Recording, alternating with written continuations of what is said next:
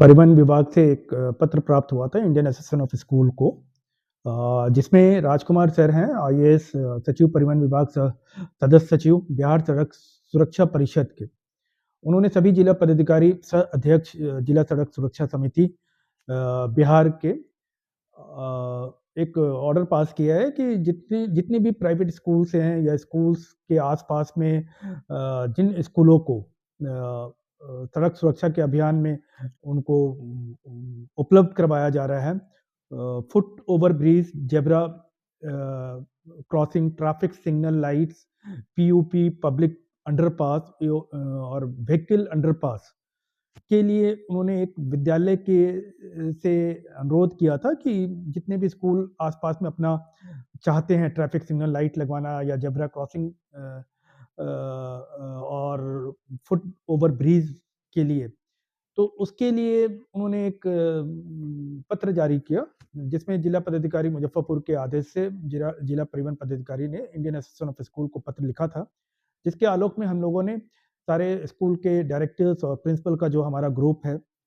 Indian association of school के बहुत सारे उसमें मेंबर्स हैं, मुज़फ़्फ़रपुर के सभी करीब-करीब स्कूल्स हैं। तो उसमें जब हमारे पास जवाब आया सारे स्कूल के डायरेक्टर से, तो ज़ेब्रा क्रॉसिंग के लिए और सिग्नल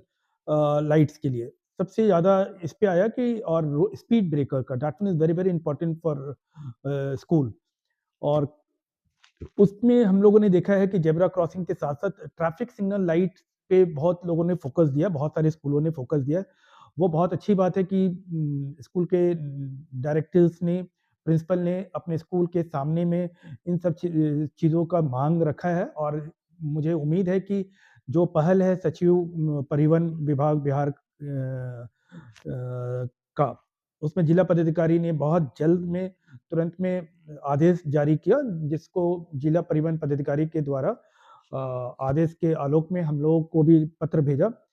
और मुझे उम्मीद है कि इस पहल से स्कूल के सामने जो दुर्घटना हो रही थी, जैसे बच्चे छुट्टी में निकलते हैं किसी भी स्कूल से, बच्चे जो 5 टू 6 आवर्स स्कूल में रहते हैं, बहुत थके हुए रहते हैं, वो चाहते हैं कि एज़ सून एज़ पॉसिबल वो घर पहुँच जाए, दौड़ना शुरू कर देते हैं रास्ते में।